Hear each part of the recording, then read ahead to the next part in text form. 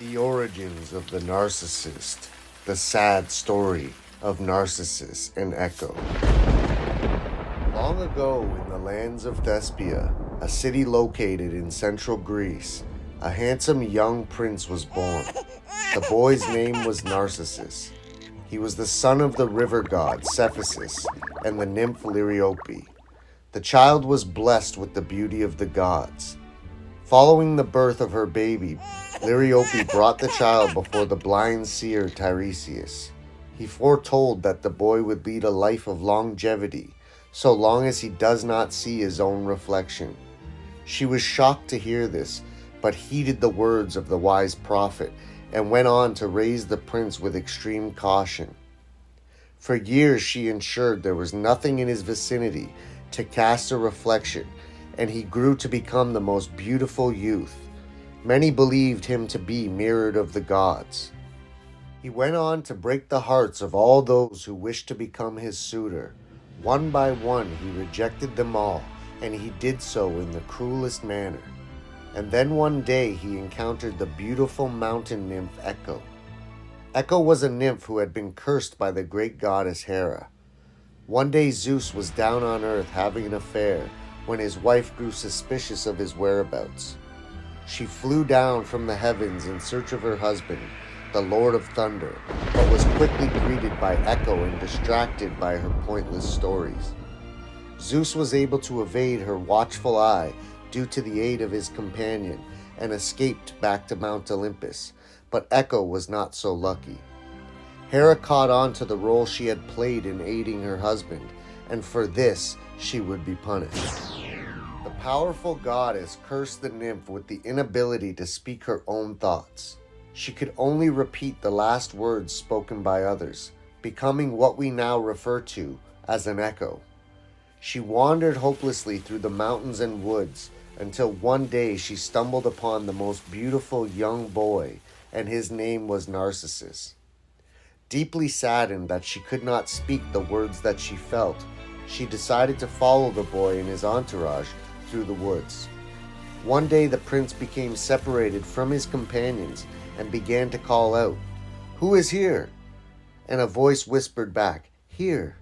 Still not seeing who answered his call, Narcissus called out once more, "Avoid me not, and let us come together." Echo saw this as an invitation and leaped out of the woods and wrapped her arms around him. But when the prince saw who was latching on to him, he tossed her aside, saying he'd rather die than have her caress him.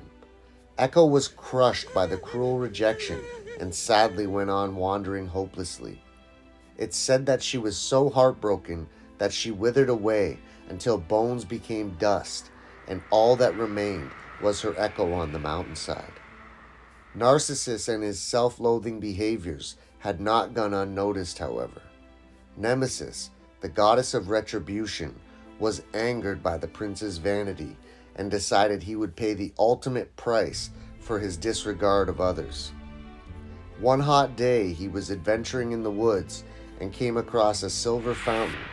It had been placed there by Nemesis as a trap for the prince. She knew that when he saw it, he could not help but drink from it, and when he did, his fate would be sealed when he saw his own reflection.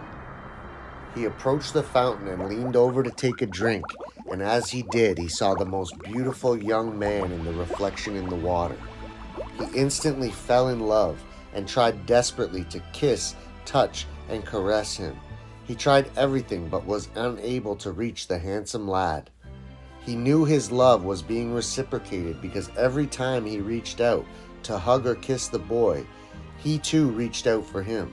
But no matter what they did, they could not feel each other's touch. For the first and last time ever in his life, Narcissus had fallen in love. Unfortunately for him, he had been lured into the trap by the goddess of retribution, and his fate was sealed the moment he had laid eyes upon his own reflection.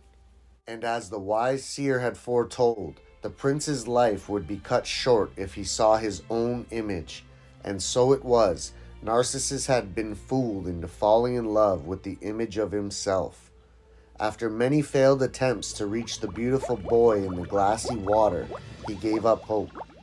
His love for him burned inside him until that internal fire became an inferno and Narcissus became consumed by the flames. And in his dying breath, he yelled out, "O marvelous boy, I loved you in vain. Farewell." Nearby in the woods, the spirit of Echo watched the boy she loved being devoured by the flames, and when she heard his final words, all she could say was farewell. And when the flames were through, turning flesh into dust, and nothing remained of the handsome young prince, a beautiful yellow flower sprouted up from the ground, right where his body had lay. And that flower was the Narcissus daffodil. And still to this day it's called by that name. It's not quite clear what came first, the flower or the legend, but one thing for certain is they're both forever entwined together in time. And that's the sad story of Narcissus and Echo and the origins of the narcissist. I'm the Rogue Baron. Thanks for watching.